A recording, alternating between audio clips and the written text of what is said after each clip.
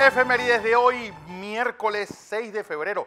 Y yo no puedo empezar sin antes enviarle un saludo a todos los camarógrafos, reporteros gráficos de Panamá. Desde el 24 de agosto de 1990 se decidió que el 6 de febrero de todos los años fuera el día de ellos. Así que a Chaquetica, a Souto, a Roger, a Álvaro, bueno, allá leyendas como Don Sammy Valdelamar o Papalindo Sanjur, bueno, la verdad es que no quiero pues entrar en esa, al señor Espú y a muchos otros que han hecho carrera. Bueno, yo hoy día que con esto de casis, pues la profesión está de moda, así que muchachos detrás de las cámaras, que son los verdaderos héroes que hacen que gente no tan agraciada como yo llegue así a sus casas. Hoy también es el día de Bob Marley, pues a este joven, porque murió con 36 años solamente. Bueno, 36 años y dicen que 36 hijos, porque la de verdad es que dejó un reguero de gente por tanto en Londres como en Jamaica. Bueno, un hombre que agarró la música jamaiquina, bueno, y la creó y la reformuló para hacerlo, pues algo que todo el mundo entendiera, sobre todo a través de su letra. Pues No Woman No Cry o Buffalo Soldiers, esas canciones que hablan de historias cotidianas, incluso historias muy profundas, ese destacamento de los Buffalo Soldiers, esos soldados pues negros que pelearon en nombre como soldados del norte en contra durante la guerra civil norteamericana, donde hubo pues un destacamento de tropas de Jamaica. Así que a este hombre que es ves la representación jamaiquina, bueno, junto a Usain Bolt, tampoco vamos a dejarlo atrás, y de tantos otros que han hecho pues la historia de esta interesante isla, pues el lugar del nacimiento del ron, por cierto. Pues una de las islas favoritas y sobre todo de los lugares más importantes del Caribe. Así que a los fanáticos pues de Bob Marley, de Peter Tosh y de todo ese grupo de pioneros del reggae, pues que ha ido reformándose hasta terminar en esa aberración llamada del trap, pues sepan de que esto en algún momento tuvo melodía, con instrumentos musicales y sobre todo con letras muy profundas que hablaban no solamente de la denigración de la mujer, sino de la superación y de la intolerancia, pues tanto religiosa como racial. Hablando de intolerancias, hoy es el Día de la Intolerancia Cero contra la mutilación genital, la ablación femenina. Pues una de las grandes aberraciones que hay en el mundo, sobre todo en África, pues es cortarle el clítoris a las mujeres, porque a algún animal se le ocurrió pensar que las mujeres no pueden tener gozo en el sexo. Entonces, le quitan el clítoris de pequeñas. Esta aberración sigue haciéndose en África. Se cree que hay 40 millones de personas en el mundo, mujeres, pues que han sufrido esta locura, porque no hay otra forma de denominarlo. Y hoy el mundo trata de tener conciencia, sobre todo, ya les digo, en África y en el Medio Oriente, porque es una tradición principalmente musulmana, pues para que sepamos de que yo creo que el sexo y la satisfacción que produce también pues, es algo que ha inspirado poetas, ha inspirado música y sobre todo pues, es parte de la vida. Vamos a 1898, porque un día como hoy es ratificado por el Congreso de los Estados Unidos el Tratado de París. ¿Qué es el Tratado de París? Bueno, la rendición de España ante los Estados Unidos. Y con eso, ¿qué consigue Estados Unidos? Pues Cuba, Puerto Rico, Guam, Filipinas. Y después de la Primera Mundial, las Islas Marshall, pues las Marianas y 20 millones de dólares. Bueno, el Imperio Español, su último día, el 5 de julio de 1898. Y con él, pues, bueno, los españoles quedaron solamente pues con ese territorio saharaui, parte del desierto y un par de peñones entre Marruecos y España. Así que un día como hoy, pues se queda ratificado por el Senado y el Congreso de los Estados Unidos, y esto realmente es la piedra angular sobre la que se basa el pensamiento imperialista estadounidense.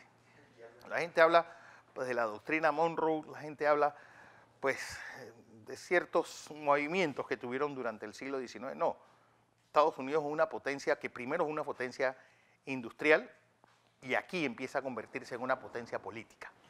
Vamos a 1916, porque uno de los grandes presidentes nuestros, que se pueden contar con los dedos de una mano y te sobran, bueno, por lo menos las uñas de un par de dedos, Belisario Porras, inaugura un día como hoy la Exposición Internacional de Panamá.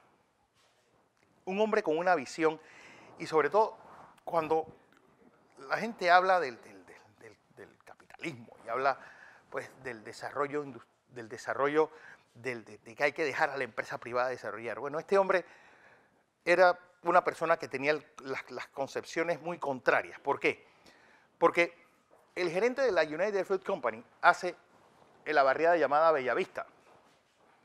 Y yo siempre pongo de ejemplo de que ustedes han visto cuando van subiendo la Justo Arosemena que los carriles se reducen y quedan en dos carriles que vienen de cuatro. Bueno, Porras le quiso demostrar a él que él iba a ser un barrio modélico para todos. E hizo el barrio de la Exposición. Miren el tamaño de la avenida en la Justo Arosemena al principio y miren cómo se estrecha. El estrecho es la parte privada, lo ancho, la parte pública. La cuadrícula que es el barrio de la Exposición, con esos hermosos edificios que eran los pabellones. Por ejemplo, el único que queda en pie es el de España, que es hoy día la embajada, enfrente la Cancillería. Ahí estaban las principales pues edificaciones que querían mostrar, que cada país quería mostrar pues los avances científicos y los avances pues que tenían en ese siglo XX, que a pesar de que el mundo estaba en una guerra mundial, pues de este lado del océano, pues tratábamos de sacarle provecho a ese inicio de siglo, a esa Belle Époque con que empieza el siglo XX. Vamos a 1952.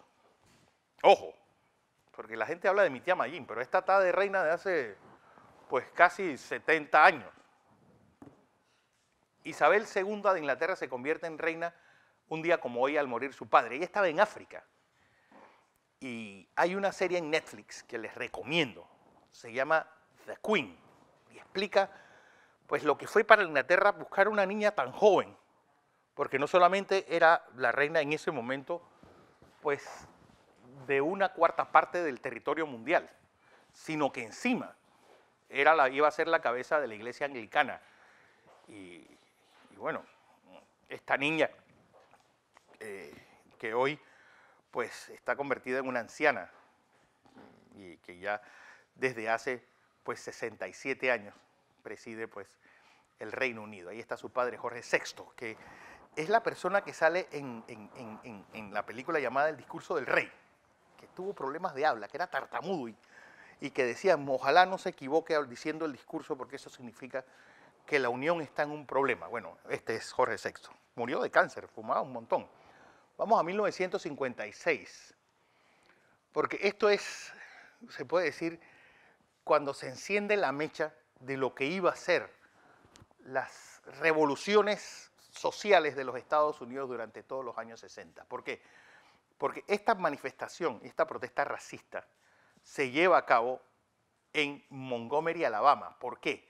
Porque una estudiante negra entró a la universidad. Ella tuvo que entrar escoltada por miembros del ejército, que los envió el propio presidente Eisenhower. Y esta situación se fue agravando tanto, bueno, que el señor Wallace, que era gobernador de Alabama, incluso fue candidato presidencial en 1968. Le dieron un tiro en media campaña política que lo dejó parapléjico. Pero el señor Wallace insistía en que los negros no podían ir a la universidad porque su aprendizaje iba a ser más lento e iba a ralentizar al resto de los estudiantes. Miren la forma de pensar que tenían los americanos hace 3 días, porque estamos hablando de 1956. Vamos a 2006, porque hay 2 hombres que realmente llevan sobre sus espaldas el peso económico del mundo.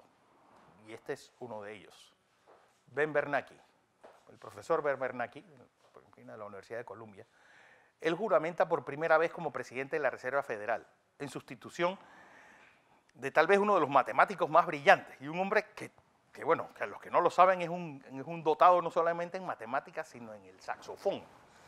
Alan Greenspan, pues a quien recomiendo pues que lean sus libros sobre todo esos días oscuros, cuando llega a la Reserva Federal, pues en medio de la crisis de 1987, No olvidemos que hubo una caída de la bolsa de valores que gracias a la intervención del señor Greenspan no llegó a ser la hecatombe de 2008, bueno, ni mucho menos la de 1929.